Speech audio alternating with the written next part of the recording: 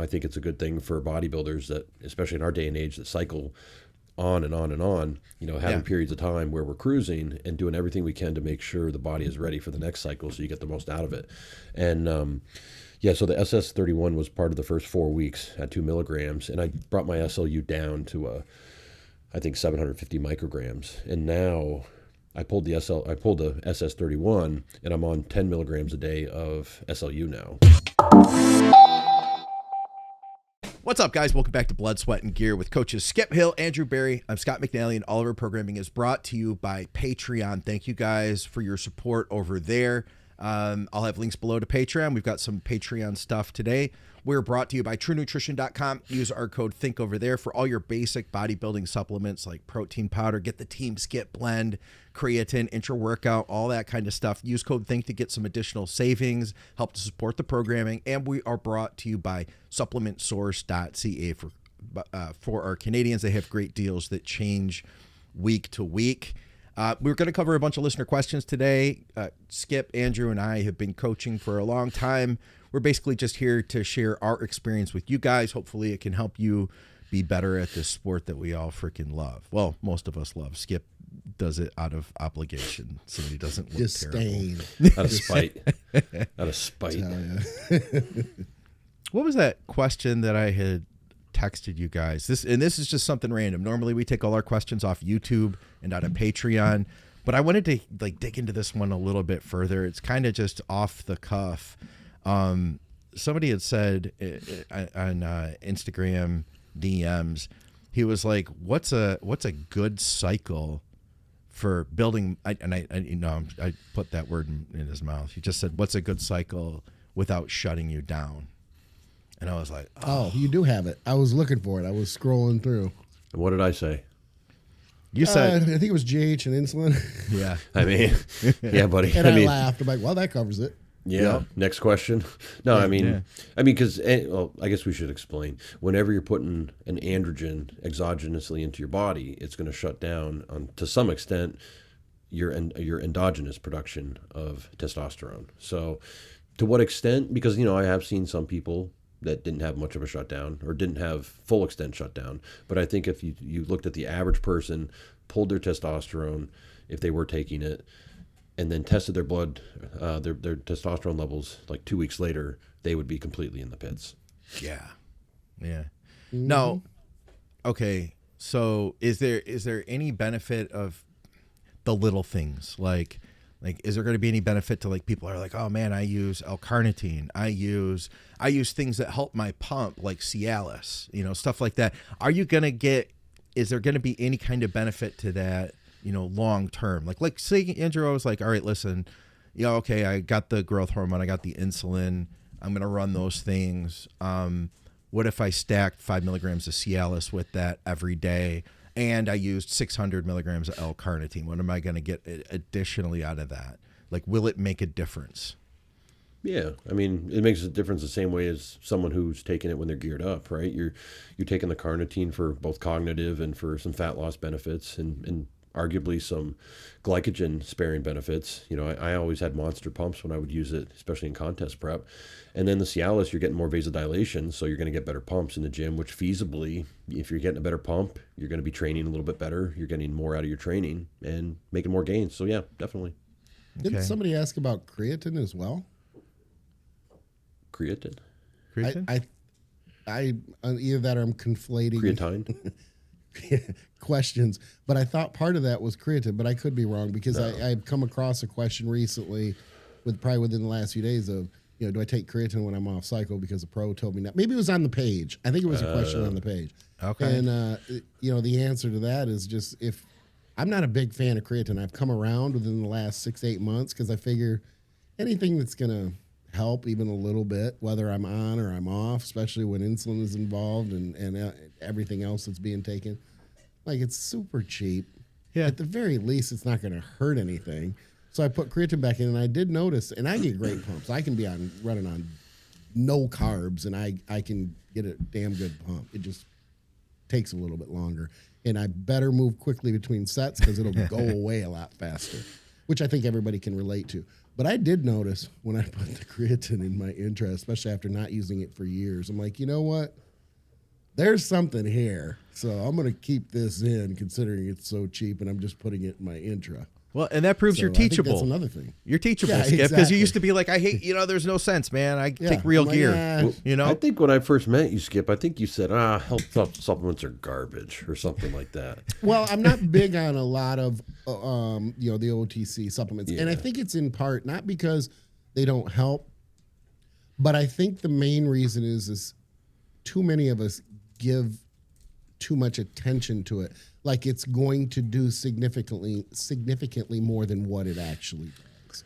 So I think that my message to my clients was always, look, there's all these things that you're going to get this much out of.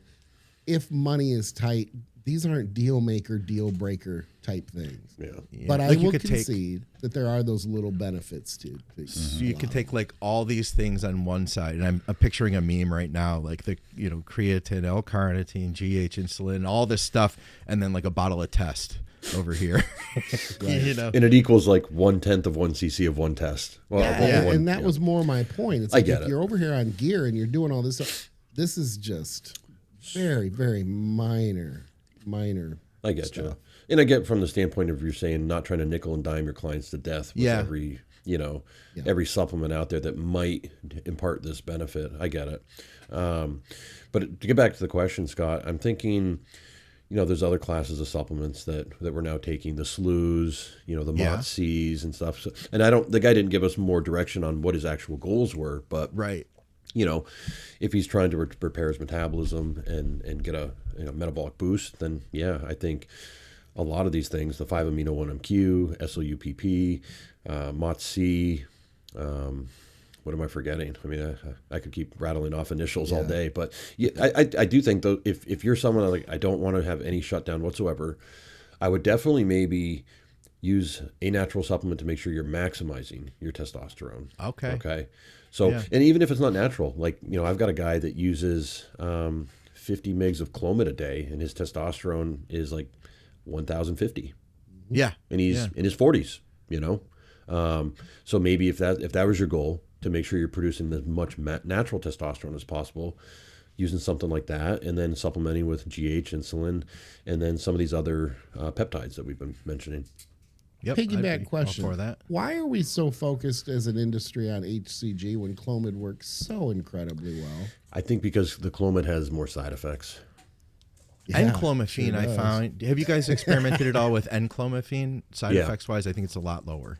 It is a little lower, but that is a good question though, Skip. Yeah, because I've told my clients, I'm like, look, and I've always seen, maybe you guys see it this way, maybe you don't. So I see HCG as more, if you're not gonna, I don't want to say it's worthless. I think if HCG is used correctly, and I'm in support of it and I advocate for it, it's during a cycle when someone is going to come off and not come off to TRT, but come off completely, and they're younger. Maybe they haven't had kids yet. They want to get back to that endogenous, they want their HTPA to come back online, where these days it's come down off cycle, go to TRT. If that's what you're doing and you're older, I mean, don't even bother with that. But I push my clients in the direction of Clomid versus HCG, and I don't, sorry, normally I mute my mic, but I couldn't get to it fast enough. HCG for PCT, I'm not a fan. I think if you're not running HCG, just don't run it for PCT. And I tell my clients that a lot. Are you guys on the same boat or no? Well, I think it's rare that I get somebody that wants to do a PCT. But like I did have one of my Asian clients message me today and wanted to do that. And so I have them on 1,500 units of HCG 3 days a week, and then 75 HMG? milligrams of HMG. Yeah, twice a week. So yeah. Okay. But I have a guy. I was going to say, but I did say, if you can get some enclomiphene as well, let me know. I think it was a little harder to find over there. But. Oh yeah, yeah. We've got like research and all that makes it like easier. Yeah. I was going to mention that I'm working with a guy who we first of all made incredible progress on cycle, and the guy's been TRT everything, and then his wife decided. Well, he and his wife decided like, hey, we want to have a kid, right? So he goes through a fertility program. So he was using his protocol. I just texted him to ask him. Clomid daily, HMG, and HCG, along with L-carnitine and ashwagandha. There was some studies on L-carnitine and fertility. Yes. So they made it work, and he's going back on, or he went back on as of this week. But there was like a 5-month period that he was literally off everything. And now we started working together, and I kind of tightened him down a little bit, and then we pushed him up a good deal. Still had abs, was his like heaviest weight, strongest ever, best training of his life. And then he dropped that bomb on me like, oh, I'm going to come off everything. Right. And I was like, oh shit, this is not going to be good. And like, I think he was like around 190, 200 with abs. And now 5-6 months later, he's also 190, 200 with abs. With much better condition. Yeah. Well, yeah, conditioning kind of like, because I kept the food up high because I didn't want him to lose size, you know what I mean, while he was off. So we just kind of, and we did like, we started tightening down. But when we did, I found he just started becoming a smaller version of himself. Yeah. So I was like, you know what, let's not do this off everything. And we just, he kept he stayed strong throughout. He kept progressing in the gym. And my point being, I guess that like, man, it's a big like, mind fuck for us to come off everything, right? But he did an incredible job with it, and he still felt okay too with all that stuff in play. I can't believe people still put family before bodybuilding means. I mean, come on. No, and I think people would be surprised too how many people have come to me as clients and said, okay, my wife says she wants to have a kid, she put up with the prep, so this is, even though they're in a good off-season push, and I'm always supportive of a PTC or PCT when the client is on board with that. I give my opinion and I say, there was bodybuilding before all these PCTs, and I don't like proactive PCT. If you don't know you need it, then don't do it.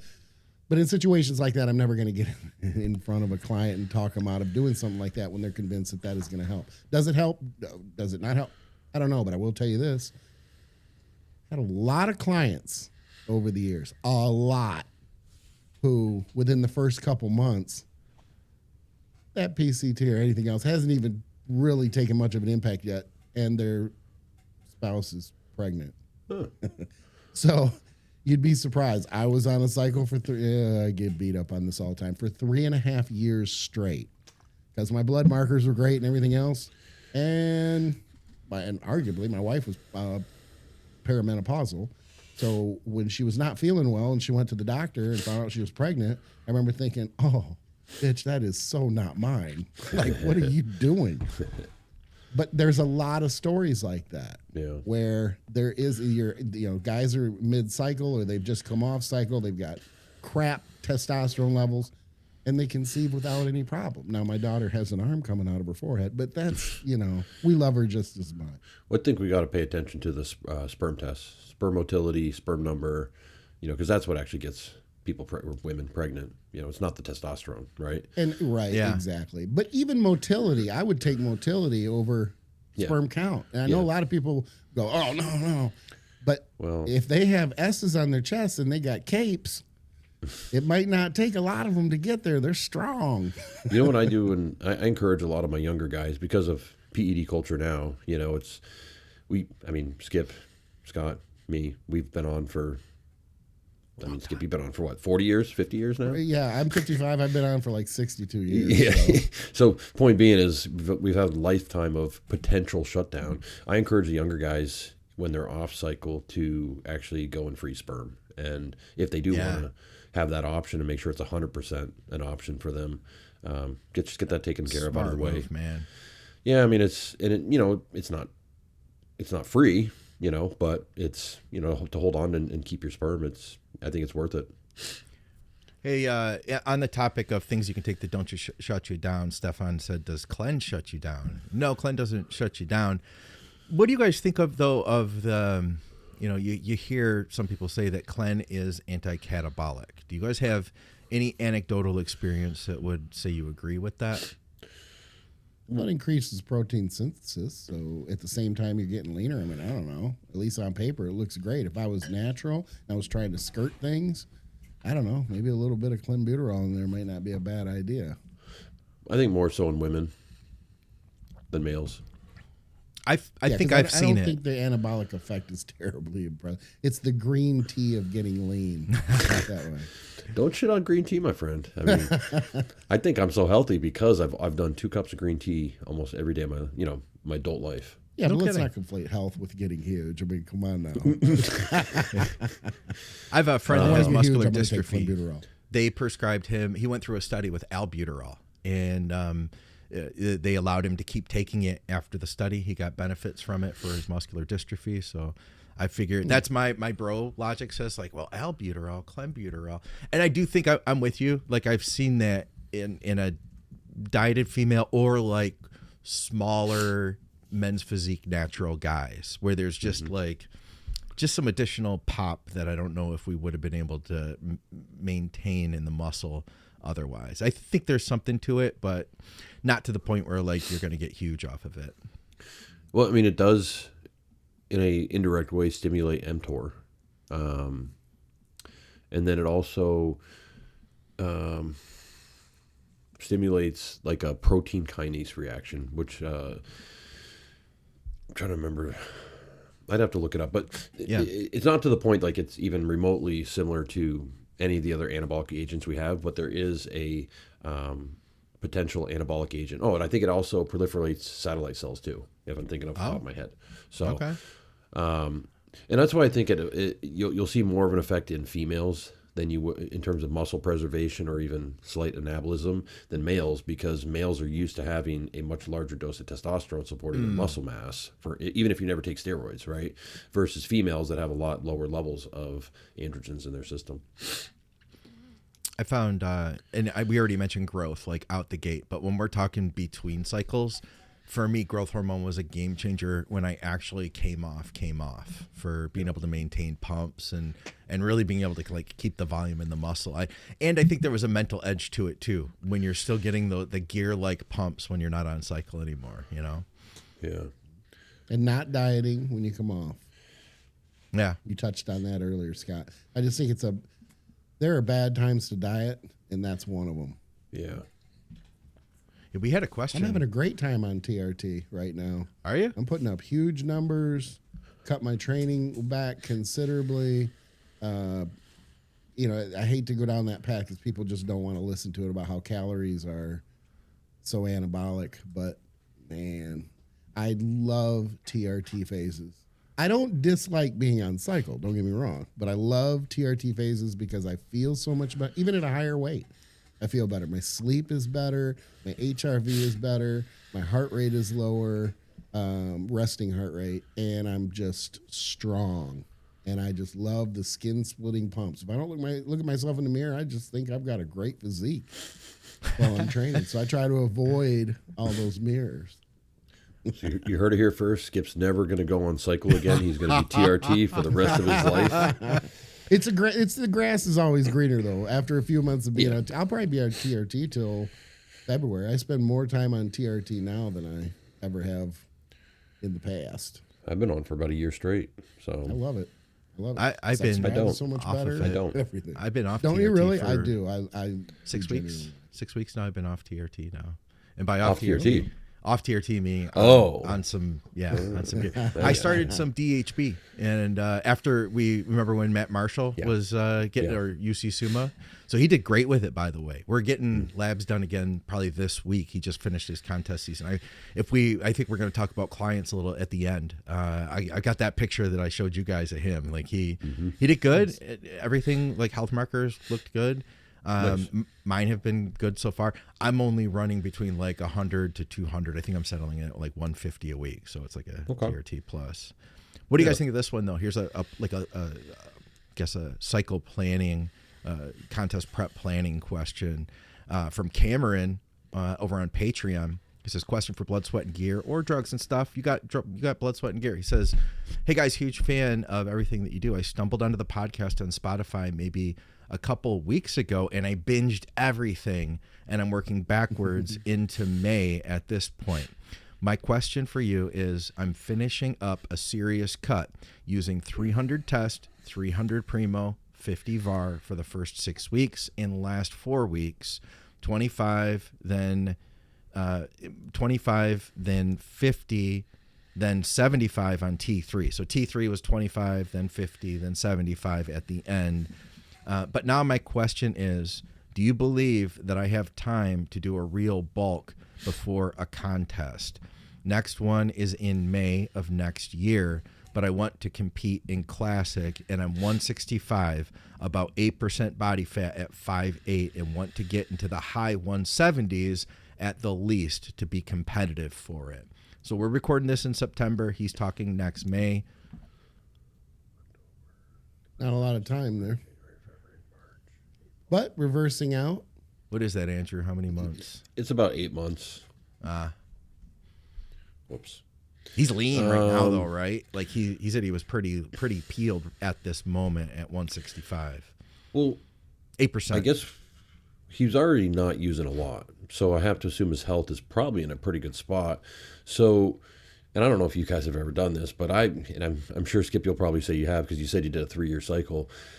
I mean, there were times where I'd do a 20-week off-season cycle, and then, oh wait, my show's 20 weeks away. Time to start my prep cycle, and then I'd run a rebound after that, and it'd be next thing you know, oh, I've been on for 52 weeks, and my labs weren't horrible, but I'm wondering if, because he was taking such a low amount, in my opinion, if he could just kind of bridge it and maybe, okay, cut all your doses in half, keep your conditioning nice, maybe not 6% lean, but maybe 8, 9%, slowly build your calories up and focus on positive progress, not the scale. Meaning, don't think of some magical number, oh, I got to be 20 pounds heavier before I start my prep or whatever, because if someone says, like, I want to be this weight when I'm on stage next time, I'm like, all right, well, wish in one hand and shit in the other and see which fills up first, because it's like, I've never heard that. You know what I'm saying? It's like, it's like, yeah, I wanted to be 285 pounds on stage, 3% lean, but, it wasn't meant for me.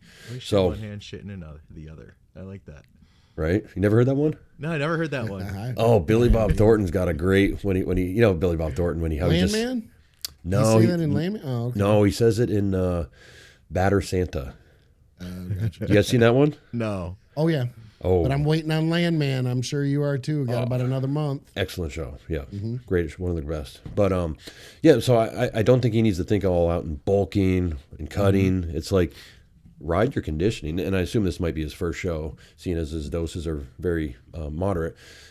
Just ride this out, get your labs done, make sure you're healthy, maybe cut your doses in half, feed your calories up a little bit, but maintain good conditioning, and then you're not going to have to do much work to get in shape. And then don't have this expectation of what the scale is going to say when you get on stage, And when it comes to like making weight for Classic, you're not out of the ballpark where you're like stage lean and are in 20 pounds over your cap. You're going to be able to make weight. Like you'll find you can hire a coach to help you figure out how to make weight if that's the only thing you need, because there's a lot of tricks and stuff we can do that don't even involve diuretics to make sure. Well, he's only 165 at 5'8", so he's got a lot of room. Oh, right? He's got like 192.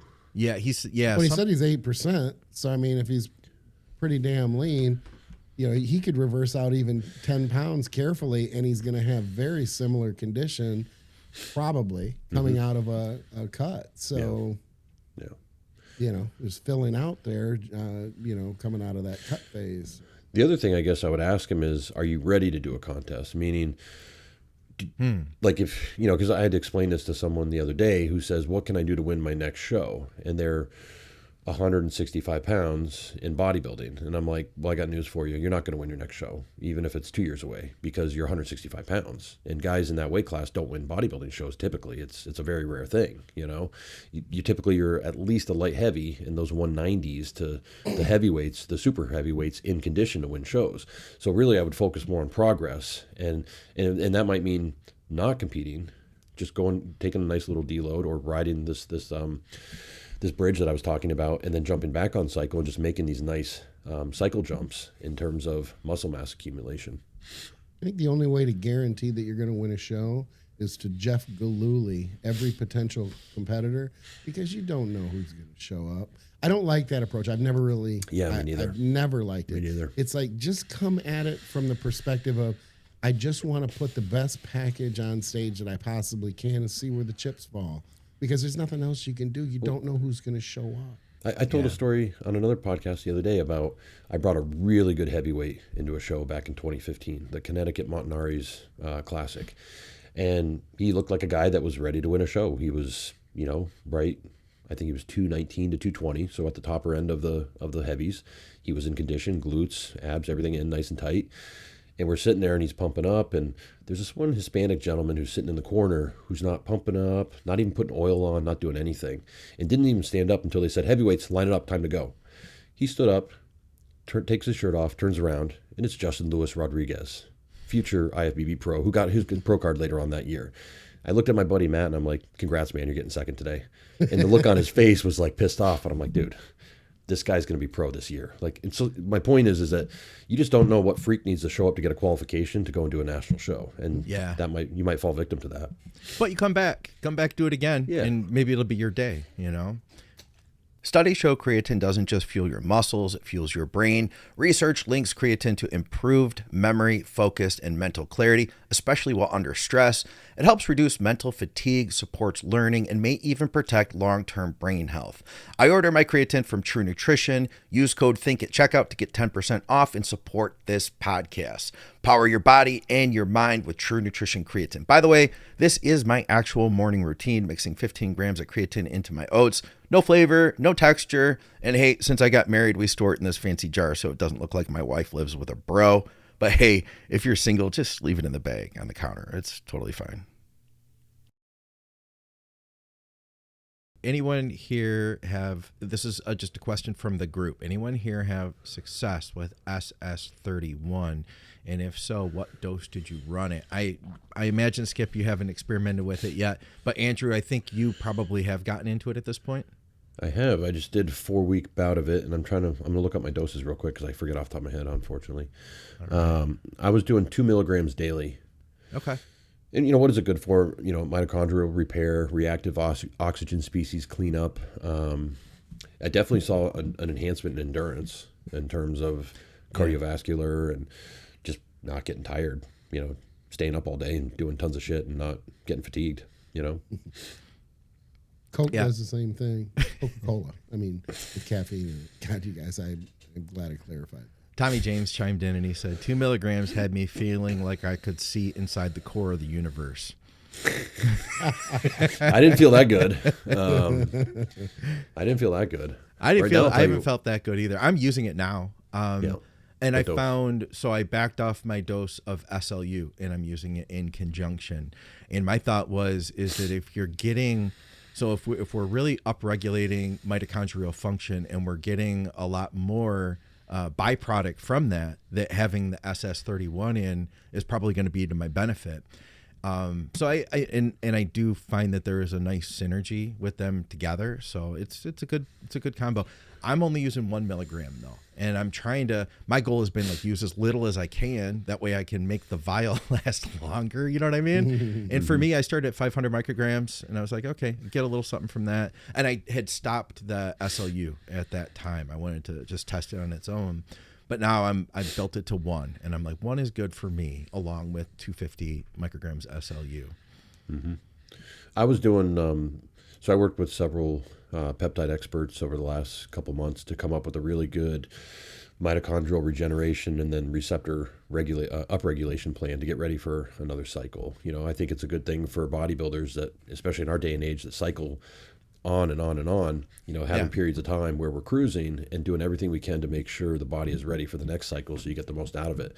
And so the SS31 was part of the first 4 weeks at 2 milligrams, and I brought my SLU down to I think 750 micrograms. And now I pulled the SS31 and I'm on 10 milligrams a day of SLU now. And so you're really ramping it, huh? Dude, I'm running hot like all day. I feel like I'm on, like, I don't have the stimulant effect of Clen. Yeah. But my skin is hot. Like I'm sweating through t-shirts and stuff again. Yeah.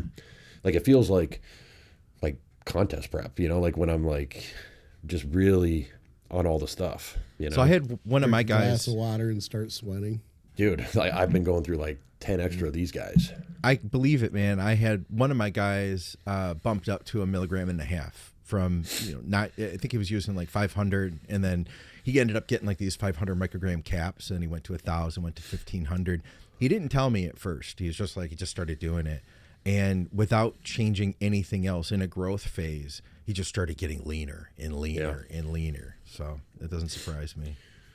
One thing I want to point out is I also, in that first phase, I was doing really high dose methylene blue, 120 milligrams a day. And Okay. Yeah, it was high. That in conjunction with NAD plus, that gave me such bad tachycardia that like I would do a set in the gym, not even like a bicep curl set, and my heart rate was like Really? like to the point where I'm like, I'm glad this 4 weeks is done because I'm done using this stuff, or I'm gonna pull it myself. That's why I let you guys experiment with that stuff these days. Because there's so much out, honestly, there's so much out there that, like, I'm looking at it going, if I was to try everything, I mean, we're going to come across a supplement at some point that's just bad. Yeah. And I don't want anything to happen to you guys, but I'm not sitting over here these days going, man, I got to try every new thing that's out. No, I'll let everybody else experiment, and if I start hearing good things about it, then I'll jump on Dip the your experimental toes. bandwagon. You've been the pack leader enough. It's time to Yeah. It's kind of like when you're a race car and it's time to let someone else, and I'll draft off of you for a little while. Right, exactly. Yeah. I can't remember if I mentioned it before. I'll do methylene blue at a low dose, like 5 to 10 milligrams. Yeah, I'm back down to 10. Okay. And I'll use it infrequently. And for me, it's when I notice that I feel like my breathing isn't going to be great, because I'll use it to be able to, it can help to rewire that whole, like the respiratory chain. But there has been thought too that like if you're already wired properly, like if your heart beats properly, if your respiratory chain works properly, then maybe we aren't the smartest to think that we're going to do better than what our body already knew. You know what I mean? So I'm kind of like, I don't want to use it full time, even though it does help my breathing, no question, when I use it. I think, and I don't know if I was asked in one of my stories, like who would be the best candidate for these things, these mitochondrial repair supplements, and I'm like, well, I would say either people that are compromised, but also probably not people in the bodybuilding population who already take care of themselves with cardio training. That's a good point. You know what I mean? Because we're already exercising, we're already working our heart and circulatory system at a much higher level than the average public. It's the average person who doesn't ever go to the gym or do any type of cardiovascular work, that eats processed foods and stays up late at night and doesn't get a lot of sleep. Those are the people that probably need this stuff. Well, I don't think the crossover idea is very good either. If you have mitochondrial supplement, benefits of mitochondrial, maybe we should not be piling these on each other. Yeah. Yeah. That's how my brain works. I'm like, one at a time. Yeah, maybe I'll give that a shot. But if this does this and this does that, and that was part of my issue during prep of going, when you guys were saying SLU, I was hearing great things about it. I'm like, I got a ton of shit here that I don't really care to throw another log on the fire at this point. And when I did, I didn't notice anything, which does not mean that it didn't work. But when you have so many variables and you throw one more in there, good luck of being able to really, assess whether it's doing anything. You just weren't taking enough, Skip. I know exactly. You weren't taking enough. I got a follow up, Andrew, to what you were saying about like how it would benefit the general public. Dave Crossland posed a question to me on drugs and stuff a couple weeks ago that I hadn't really thought of, and I don't have a definitive answer for this. But let's take it in the other direction. Would, instead of like, hey, we're already healthier, Dave's question that was posed to him was, will all of this mitochondrial enhancement and blood sugar support, everything that we've got nowadays to enhance our health, will that allow us to use more gear without negative repercussions? Is that the way this could be going? Yes. Yeah. I mean, well, we'll look at it this way. I've had several clients using just SLU alone at a moderate dose, under 1 milligram a day. Their labs are coming back better cycle for cycle than they were maybe a previous cycle. So I don't see it that way though. That you know what I mean. I see it as I'm not saying we that means should. we could. Yeah, I see it as like, oh, that Yeah. my brain didn't even go there, dude. My brain was like, oh, that means we can do just as well with less.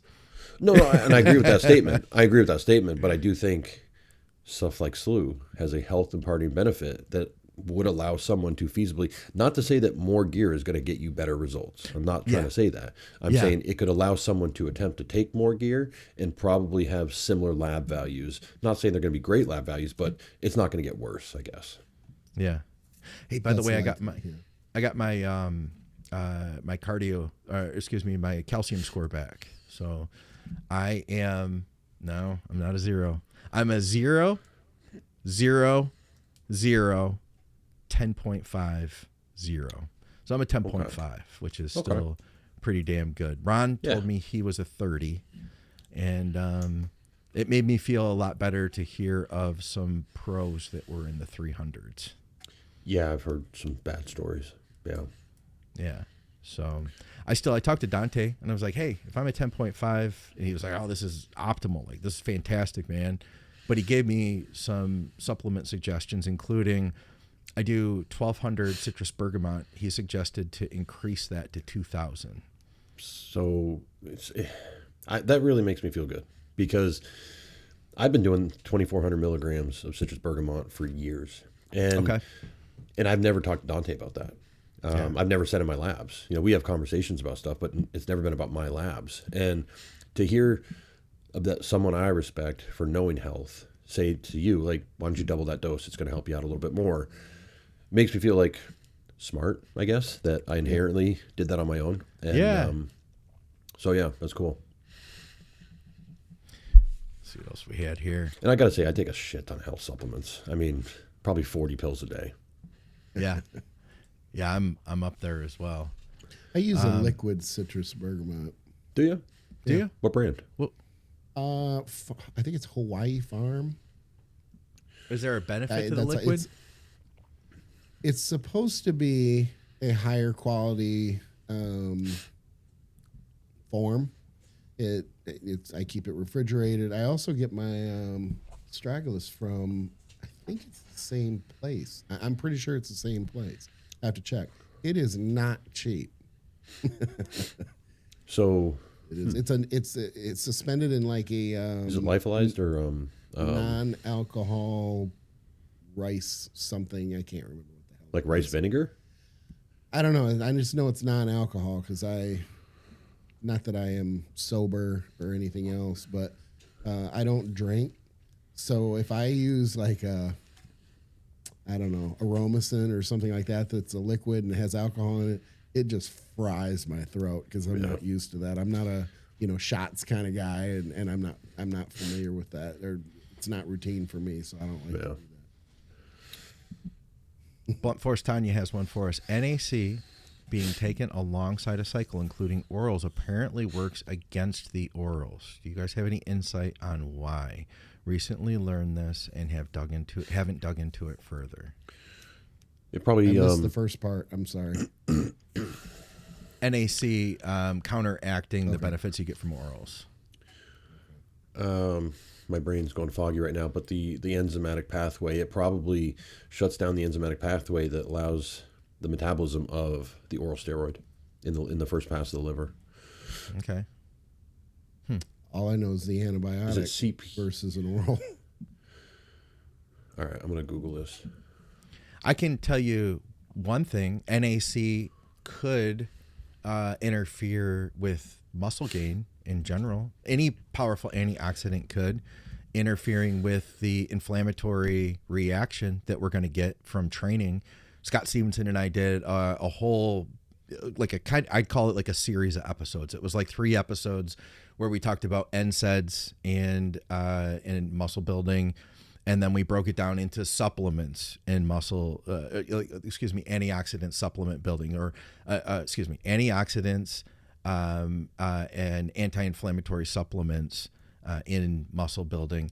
And really it just comes down to timing in that regard. I can tell you that said, it's not about reducing inflammation or having inflammation, it's about the right dose. So even though we all used to freak out thinking that ibuprofen is going to ruin your gains. That they also have done studies with geriatric patients where ibuprofen improved their gains because they, as we age, we end up with more inflammation, and that's kind of like the disease state of aging. So by bringing inflammation down in those people, they grew better. So from that respect, at least, that would be one way, that it would interfere. I remember telling you, Scott, that I was taking ibuprofen because I don't usually take it. I was taking it for something. I don't know if it was when I had my knee injury or what, and you were like, and I'm, exaggerating a little bit, but you were like, you take ibuprofen before you work out? And I was like, what the fuck? Like, I didn't even know what to say to that. Like, well, I have to because I can't train without it right now. Yeah, I tried to time it even when I've needed it. But yeah, believe me, I've been there too. It was called like 5 years of working for 7-Up. Did you find anything, Andrew? Some light stuff connected to the CYP 450 enzyme pathway, which is used to break down or metabolize 17 alpha alkylated steroids. I'm not seeing any research papers on it though. That's the thing. Okay. Yeah, I'm gonna say maybe, but I don't know. Just take more Anaphar. Yeah. When in doubt. All right, how about this one? What's an ideal reading for estrogen while on cycle? Should it be above the normal reference range or under? I ask because you were discussing it on a recent show, and mine has always been quite high, but without sides. Then it's perfect. And I think you said one time, Andrew, and I like that you said it, but correct me if I'm wrong. I'm pretty sure it was you. I know what you're going to say. You lean towards whether they're symptomatic Yeah. before the number. And I was like, thank you. Yeah. But if we have to put a number on it, I do fall back to, oh, come on. Don't screw it up, Skip. Doctor, who's the Swiss doctor? Serrano? Yeah, thank you. God, how did I know you're going to say? I'm like, cilantro? What is the... It's just terrible. But the 20-to-1 ratio that just stuck in my head, I didn't even have to like make a note of it when he was talking. I'm like, I'll remember that one. And I like that because if you're running a test level that's 2,500 versus whether you're running a test, those blood panels come back with parameters that are for the average person. We don't get blood panels that go the average person, and then if you're a bodybuilder, and that's why you have creatinine and bun levels that are going to be elevated and out of range. And if you go back 15, 20 years, doctors would freak out at that. You were in kidney failure, headed to kidney failure, and then they finally realize, oh, I guess there are different numbers if you train hard. Yeah. And it's the same thing with estrogen. So you get someone who's on 25, their testosterone level as examples, we'll just make it a number, 3,000 for a number, arbitrary number.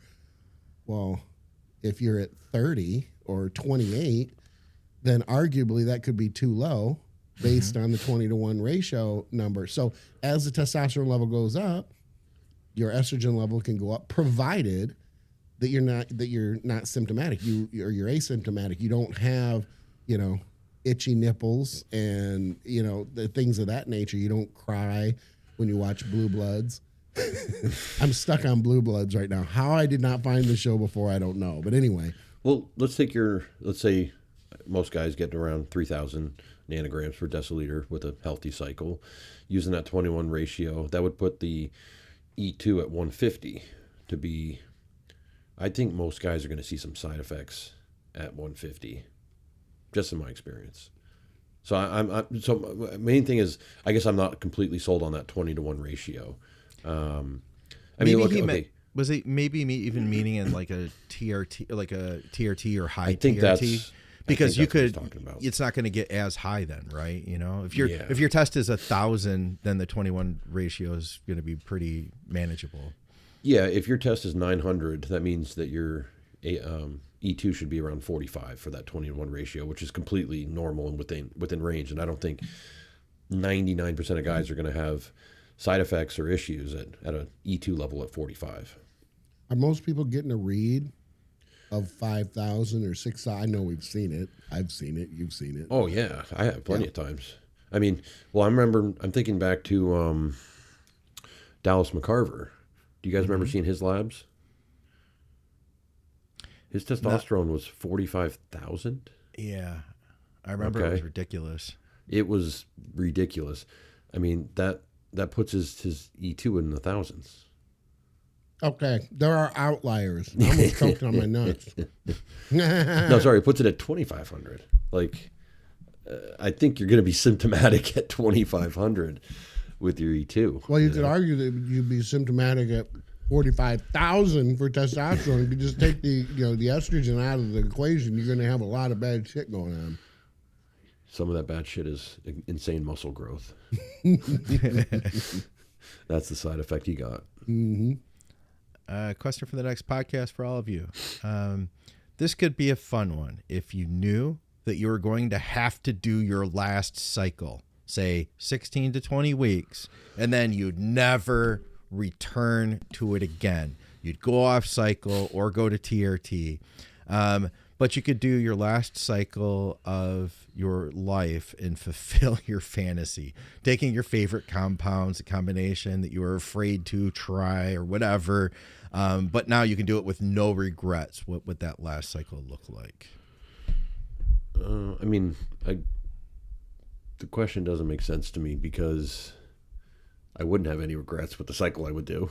I think we already kind of did those cycles. You know what I mean? Yeah. Yeah, I don't know. I mean, I could stay where I'm at right now and never do a cycle again, a real cycle, you know.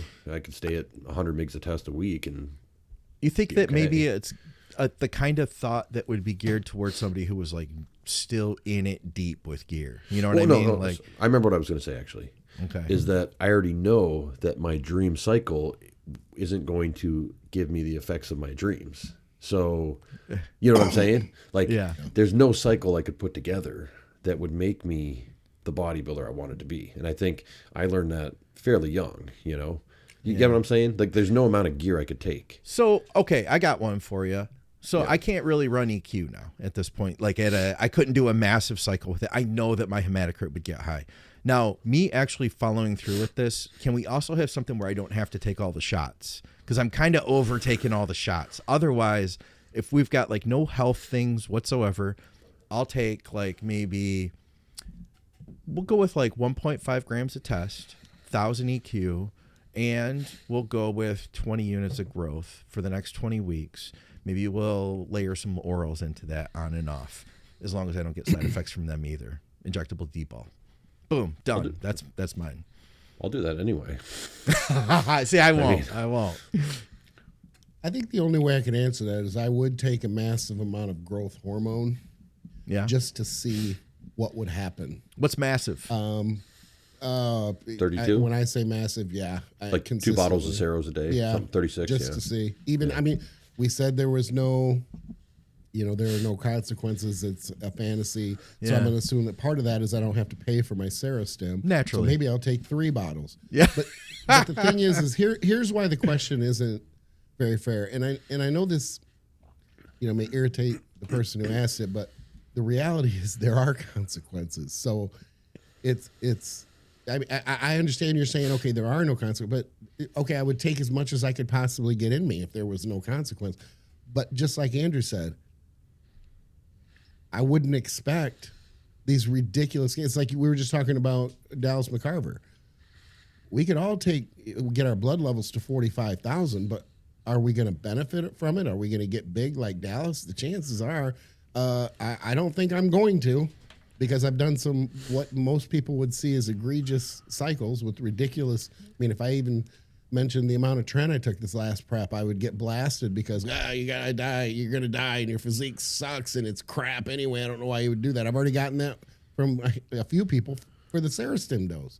So, like we all want to throw our neck under the guillotine here and open ourselves up, but there are consequences. That's just the reality of it. I'd look a lot better on that cycle though in 20 weeks, guys. Like just flat out, I would.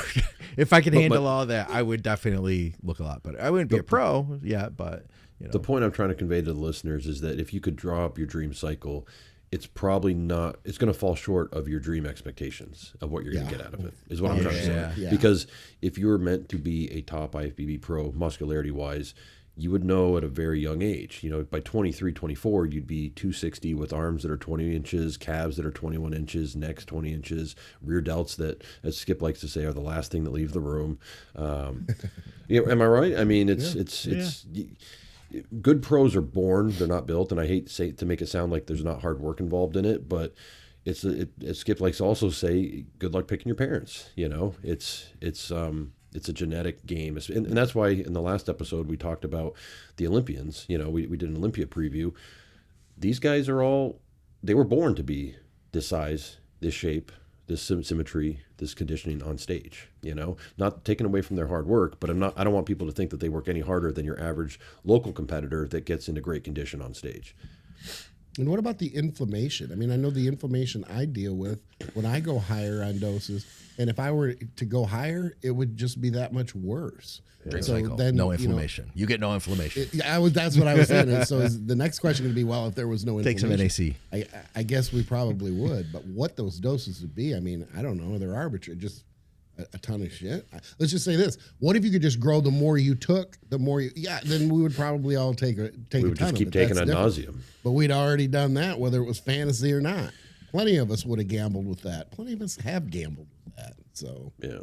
Blood Force, I'm on that list. Said about Dallas. She said, "Do you guys think that he was genuinely 45K testosterone in his plasma, or a misread of androgens due to the total derivatives that he was using?" She said that she had been shown at she had seen 800, while she was obviously nowhere close to that. Well, so that's a good question because it comes down to the testing, right? And I can't remember whether it's mass spec versus the other testing method. When it comes to E2, if you're using trenbolone, for instance, that can show up as a high E2 level. Yeah. So, and I don't know, I'm not knowledgeable on which androgens in your system would come back as testosterone with different testing methods. And then we had another comments from Big Yo. He says, I think that the 20-to-1 ratio is a very real thing. I would say most people need to be between 15 to 30-to-1. My estrogen is near 500 PGML, but my test level is near 10,000, and I'm in Boner City. I mean, when your estrogen's that high, you can just suck on your own titties and you're going to get a hard on. So, I mean, he's got no issues apparently, other than that's awesome. I mean, there's always outliers. There's always outliers in every situation. There's some people that are fine with E2 of 8 and they feel great and they feel 100%. And then there's others that you put them anything below 30 and they feel like they're lethargic and very apathetic to the world. So there's a big wide range. So would it be, if this is news, there's some news in the stream right now, or potential news, it could be a total rumor. If we were to put this news as the title of the show, would that be clickbait? Somebody said, guys, it seems Hottie doesn't have his visa for the Mr. Olympia. Just saw that on the title of some bodybuilding channels. Can someone please confirm? Let me look this up. Yeah. And if we find out, and this is true, can I post this show tomorrow where 58 minutes in, we briefly mention it? Well, then it kind of derails our previous episode. Yeah, that's right. I better post that now, right? Kind of. I mean, we still had, 17 other guys that were great. I'll say this. If Hottie's out of the Olympia, I feel like that bodes really, really well for Nick, because he's the other guy that I was thinking about that has that hard, grainy, conditioned look. And if you're the only guy that has that look out of the other two guys, you might stand out in a more positive way. There's that. I think our phones would be blowing up if Hottie was out of the Olympia. Yeah. Let me see if someone I know knows. I don't think that's something that we would just not be aware of. And I'm not saying unless it's just happening right now. That's exactly. Literally. And I think that's what he's right saying. Now. Yeah. Where did he see this? Yeah, he didn't tell us. He should tell us though. He said, "Oh, Nick Strength and Power."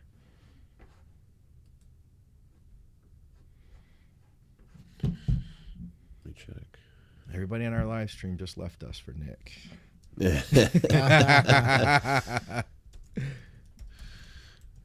I don't follow that guy. Do you guys follow him? It's not my style, honestly, of content. No. Yeah, it says I kind no of find it visa. boring. And I also I have a hard time listening to people that have never bodybuilded or never competed talk about bodybuilders. You know what I mean? Like I feel like I wouldn't go to. Oh, you playing this? I've got a couple of interesting stories for you guys today. The first story that I've got for you guys today, the breaking news that I've been seeing all over Instagram today, is that Hadi Chupin got his visa, and also I've seen some people report that Hadi Chupin is actually here in the States. Oh, that's not that he didn't get his I visa. can confirm that that's not true. I just got off the phone with Hani Rambod, who is obviously the one helping to facilitate and has been the one that facilitates this visa process with Hadi. And so basically what Hani told me is that no, he can confirm the visa has not been issued yet. And also, obviously, that means that Hadi is not here in the United States. So I've seen a couple of videos going around. So that doesn't mean he's not getting it. No, it doesn't. But, you know, I think at this point in his career, Hadi should apply for residency in the United States and be here year-round during his bodybuilding career. You know, I mean, if you're going after the best bodybuilding title in the world that's going to carry, what is it, $750,000 or something like that, I think it's worth it to, you know, it's a career move to make sure that you, because he's put, let's just say he can't get in, and or even just the stress of waiting till the last minute, like 3.5 weeks out. I want that visa in hand. I want to already be over here in the States, acclimating to the climate, getting my sleep schedule down on Vegas time, because it's probably complete opposite from where he lives. I would just have this stuff planned out earlier, and I know they probably work on it with a reasonable amount of time, but it's like I would apply for permanent citizenship in the United States, pay taxes in the U.S., you know, contribute to society, and, you know, have dual citizenship.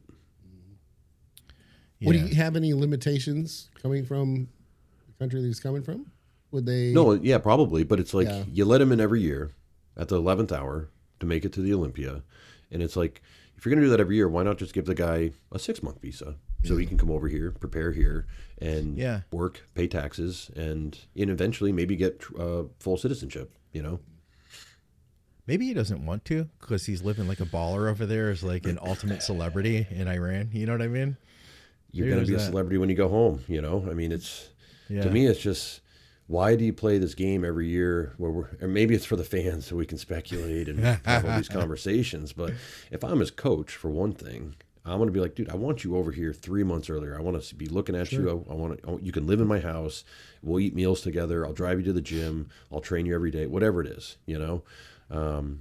That's what makes me think there are obstacles, though, that we may not be privy to. They only let him come over for 1 week out of the year kind of thing? There's something like that. It may well be. I mean, at that point... Again, I'm guessing. Yeah. I don't know. But, you know, you'd be a bigger celebrity if you win versus take second, and that would increase the likelihood that you know, if you were over here longer. I mean, I hate to sound like a, you know, dick when I say it, but I'm pretty sure this has occurred to them or him or their team. So kind of like when you look at a bodybuilder, you're mean? Like, you need more legs to a pro. It's almost like, oh, I didn't think of that. Maybe I should go over there. So, you know what I mean? I guess I would be trying to get, the minute the Olympia 2024 is over, I would get on it that next day so that I got my visa 6 months in advance. I know my flight date. I'm going to be in the States a month out. I mean, shit, if I were him, I'd renounce my Iranian citizenship for the time being that he's going to be an Olympia champion or Olympia competitor, and then just go back over there. Or maybe before the 2024 elections, he should have just gone to Mexico and crossed the freaking border. And because I'm sure Iran would be totally cool with him renouncing his citizenship. Yeah, I think if they saw the bigger picture and of coming him, to the United States, I know what you're saying, but I think if they saw the bigger picture of like, oh, you're going to come back, obviously he loves Iran, and that's great. You know, he should, but. Like, why play this headache game every year? Because what if he doesn't get it? So you just did another 18, 20-week prep. There was a week that he didn't, wasn't there? Or a year. There was a year that he didn't get it. It's like 2019 or something? Or I don't remember when it was. I mean, I mean, it's incumbent on the IFBB to be doing everything they possibly can to get him over here to work with the State Department and everything. You know, you would think that the Manions would have some ins with some of the people in the high state level. You know, Powerful individuals. I mean, people in big business, like, you know, they work with people. Hey, real quick, check this out. I know those people. Yeah, who are they? Okay, starting left to right, we got Joe Ritchie. Now, Joe is a veteran, and he's a guy. He had his shoulder blown off in the service, and he's still been able to bodybuild. If you can tell, his right shoulder, his right deltoid. Oh is missing. yeah, I see it. Oh, Yeah, and so Hey, Joe if won he's his listening, class. thank you for your service. Yeah, thank you for your service, Joe. So Joe did something funny this year. This guy's always on top of it. But he had a son that graduated high school and was going to college, and they were moving to be close to his college. And somewhere in all that process, he forgot that his show was 4 weeks earlier than it was. So we had to crash diet him to get him into pretty good condition. He got into decent condition. This is not his normal condition. Normally, Joe is bone dry, like the most shredded guy in the show. But it was enough for a class win. Yep. And then next to her is Sierra Weekly. I coach her and both her husband. She won the Rising Phoenix Amateur Wellness overall. And Nice. then, yeah, she did great. And this woman, dude, she had a tib-fib fracture not even 11 months ago, 10 months ago. And had a hard time walking. And eventually, wanted to prep. She's qualified for nationals, so we were just doing this show, and then she's going to be doing nationals in 11 weeks. And then next to her is Marissa Wu, who's on her 4th show of the season. She placed 5th in Pro Bikini at the Rising Phoenix / Arizona Pro. Cool shape. She's got a great shape. And our feedback right now is just don't change anything about the physique. Just change the posing just a little bit. And that's the thing about bikini, man. It's so nuanced. And trying to peak these girls the exact right way they want them, how to pose them exactly the way the judges want them. It's honestly the hardest division to prepare for, not in the X's and O's of dryness, fullness, but more so conditioning level and posing. I would agree with that, man. It's a different animal, and I like it personally a lot. It's funny, man, because I can sit there, like when we were at the Arnold, everybody was like losing their attention, and I was like, oh my god, because there's some freaking stiff competition in that class. Oh, it's crazy. And anyone who wants to say or wants to think that it's not a muscular division at this point is they haven't been to Pro Bikini. Yeah, and they have no idea what they're talking about. And then lastly, Yuli Beth Avila, she's from Kentucky. She won the Kentucky State Overall Wellness in her first show. So Nice work, man. Thank you. Yeah, it was a good weekend. Nice work. I had UCSUMA. We've talked about him. We'll say this is the look, the DHB. We'll call it the DHB look. I mean, granted, it was just peeled condition, because you guys remember we were having the conversation, like, can you get peeled without tren? That's what you can do without tren. I want to tell the listeners too that the what you're seeing on your screen doesn't capture the actual crazy condition quality that on the picture that Scott sent us when he sent us this picture. Like it's a good condition. It's good. It doesn't show the 100%, like, but even then, it's still more conditioned than most people will ever get on stage. So crazy chest striations. Yeah. The look on his face adds to it. I like it. Yeah. It's just almost like a Yeah, it is, isn't it? I earned this. Yeah, he was very happy too. So he looked incredible. It was a huge. We compared to from 2 years ago, and he's made a lot of improvements. He did the same show 2 years ago.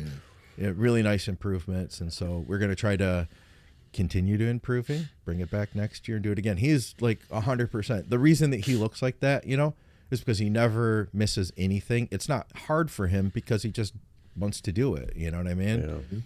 I want to point out too, if you look at his arm, okay. That is what dick skin is, people.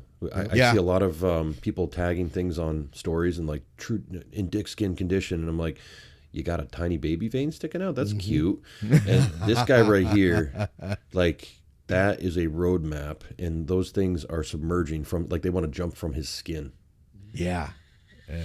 He said I posted my stage shots on Monday on Instagram, and he also added fucking elated. Posted the before and the after tonight. So yeah, guys, go over and follow UCSUMA over on Instagram too. Check him out.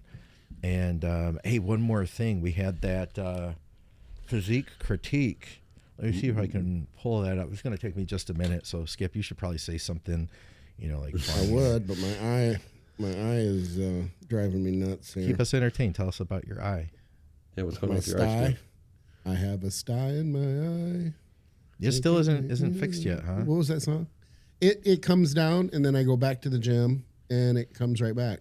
It's almost like the pressure. I say blood pressure, but what's that? Go ahead. One of our listeners said it was pink eye. They said if your eye's sticking together, Skip, in the comments, they said you have pink eye. No, I've had pink eye before, but this is definitely a sty. I mean, it took up a third of my eye 3 weeks ago. Yeah, it was. Oh God. Like I was like, what is going on? Like, what the hell? But then it's going down, and then it was almost gone. I went back and trained legs yesterday after 3 or 4 days off, and it wants to come back again. Oh God.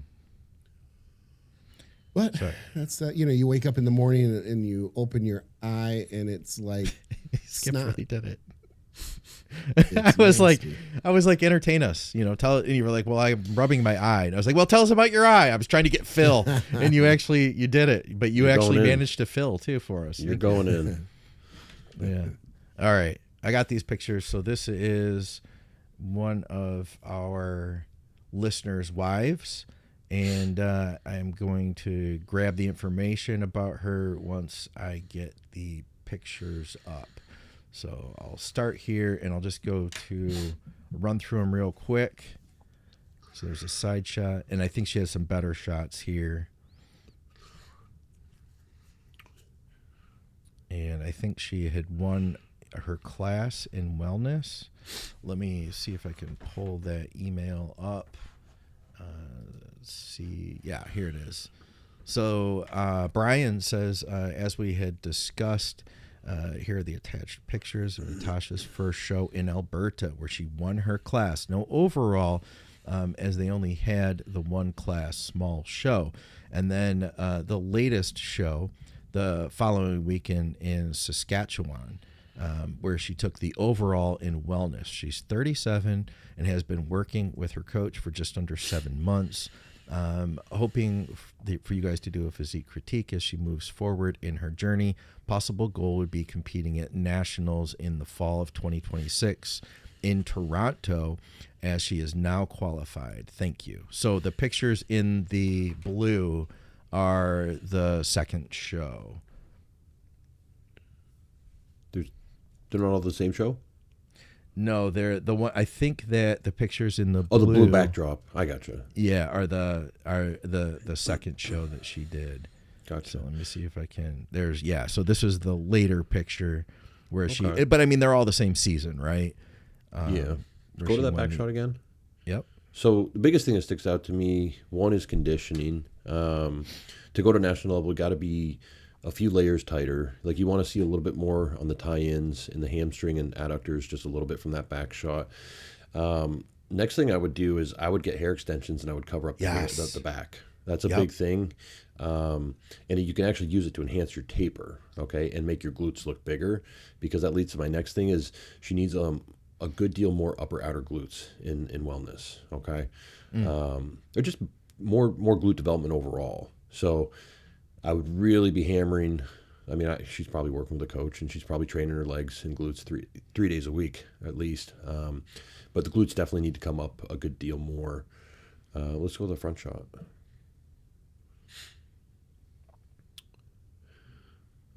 Yeah, I mean, I would just say more conditioning would definitely help. See how, like, you don't want to see like striations in the quads, but you do want to see lines of the sweep in the wellness division. Yeah. And like some slight, I'm not going to say cuts, but slight lines through the legs. So just, again, conditioning. Maybe they just overcarved her a little bit too, but the pose looks pretty good, I think, overall. Let's see that side shot. She got a side shot. Is there a different side shot? There was this one. Yeah. No.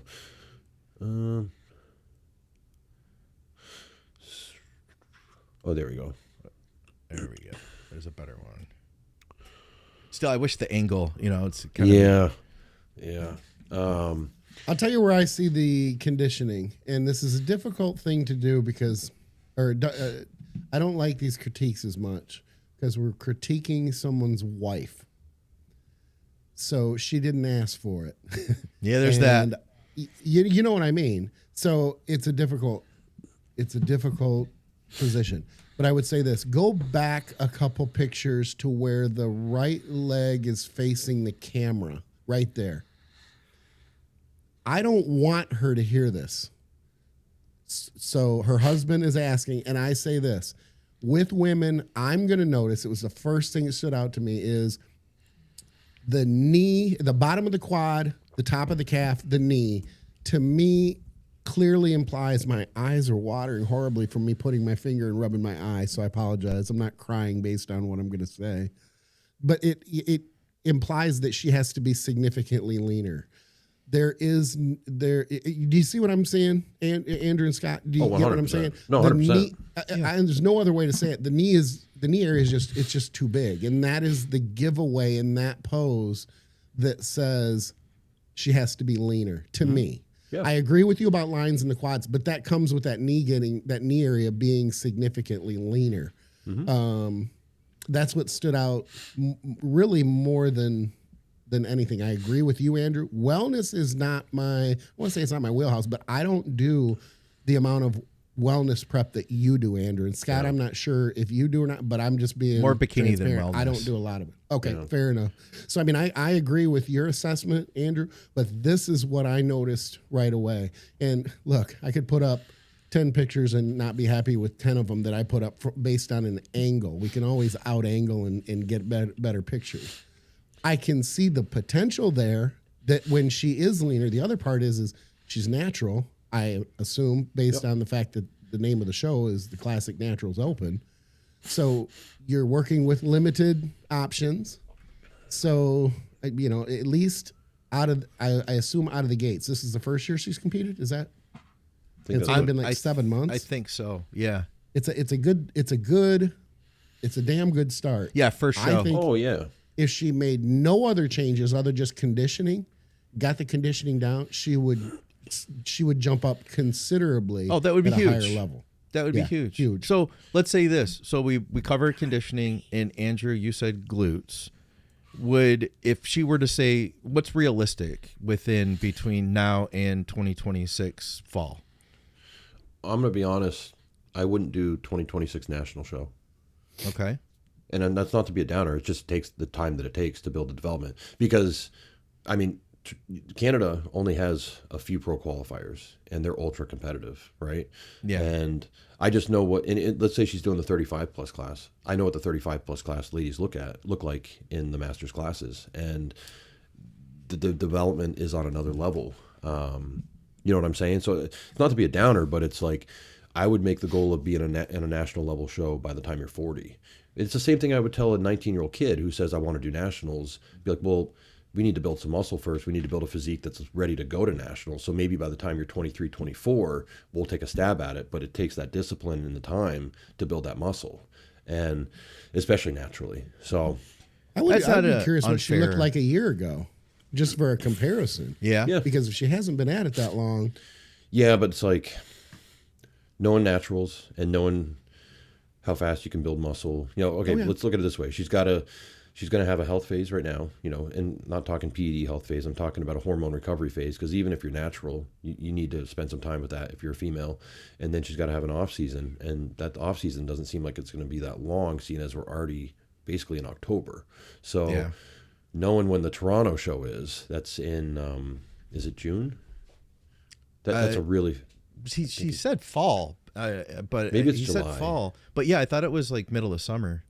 Yeah, it's already June happened. or July. Yeah. So. You know what? Maybe it's a natural. I don't know. Maybe is there a natural? Quite possibly. Yeah, quite possibly. Maybe it's a different. My advice would still be the same, though. My advice would still, because there's some freaks, and they're mostly of the South American variety, that just genetically are built exactly for wellness. And I guess I'm at the point where I try to save people time and money from having expensive vacations. That I'm going to do a national show. It's like, oh, hold on. Like, let's make sure you're prepared to do the national show. You look the part. And actually, now when I'm looking at her, I would not spend time on her upper body. I would pull back on the arm training completely. I wondered the same. Yeah, see there those was triceps? one shot that stood out. Oh yeah. I mean, it's a great physique development in the upper body, but I would be doing zero upper body training. All right. Yeah, I was just looking. I couldn't see anything about a natural. Let me see. Kidney. CPA natural. You mean a natural federation? No, it'd be NPC, but it'd be the CPA. Yeah. Let me see. National. Or was it the not the Ben Weider? The 2025 CPA Can Fit Pro Natural Championships is August 16th of this year. So assuming it's the same show. Maybe that's what she's looking at. Yeah, I still just don't think there's enough time. Well, I'll say this. I'll say this. I think you make a very strong argument, and I think that ultimately to build the physique that she's ultimately going to want, that is going to be the most competitive possible, I think you're probably right. So for now, whether it was for that show or not, what would be you? So you're saying don't train upper body, bring up the glutes, and bring better condition. Those would be your, I guess, 3 take-home points. I think that's fantastic. Yeah. All right. Great job, though. It's all good. Yeah. It's incredible. Looks arguably better than probably any of us at our first shows in comparison, right? Yeah. So. All right. Hate to admit it. Guys, we appreciate you tuning in. Leave us questions for the next show. Go over to bodybuilder.com. Reach out to Andrew so he can tell you that you shouldn't compete next year. Go to teamskip.com. Reach out to Skip. Hit me up, McNallyDiets@gmail.com. And, of course, thank you to TrueNutrition.com. Code ThinkSupplementSource.ca for Canadians. And thank you to everybody from Patreon. We got through some Patreon questions today. We'll cover some more next time. And for another episode of Blood, Sweat, and Gear, we will see you soon. Thank you to everybody who's hanging with us. Thank you for liking, sharing, subscribing, all that stuff. We've got lots more to come.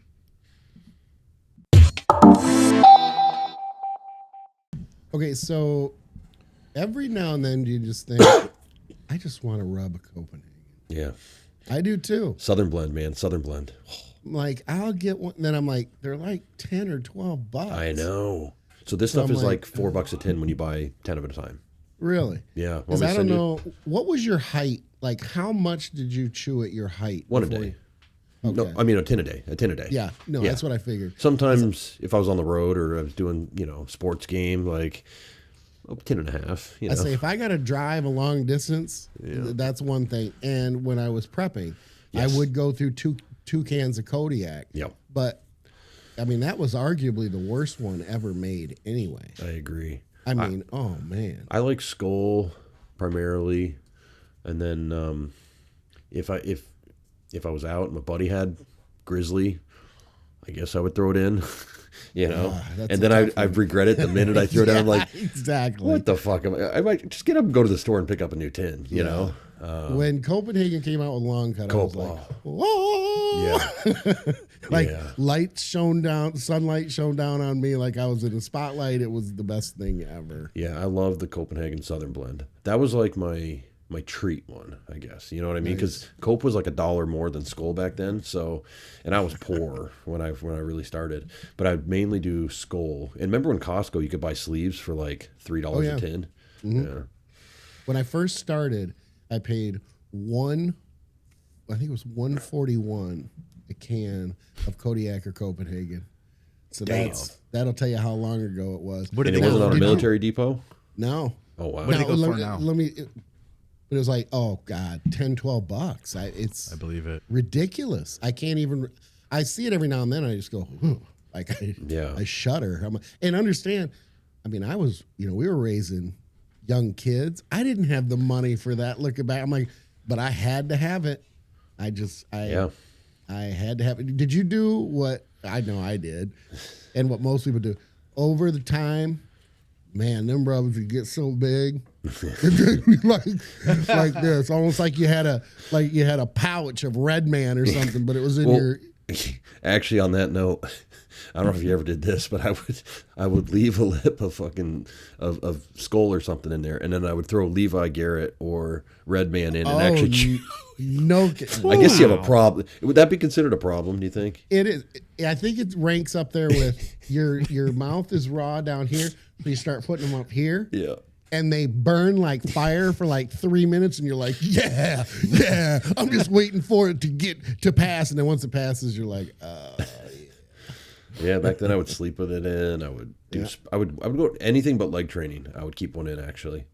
Oh, while you trained? Yeah, like I remember one prep. I was going to the UVM gym every day, and people were amazed that I'd had 2 jugs, one to drink water out of, and the other one to spit into. Yeah. And they're like, how do you do that? And I'm like, as long as it's not leg day, because upper class white trash. Exactly. I love that song too. Brings back fond memories. Anyway,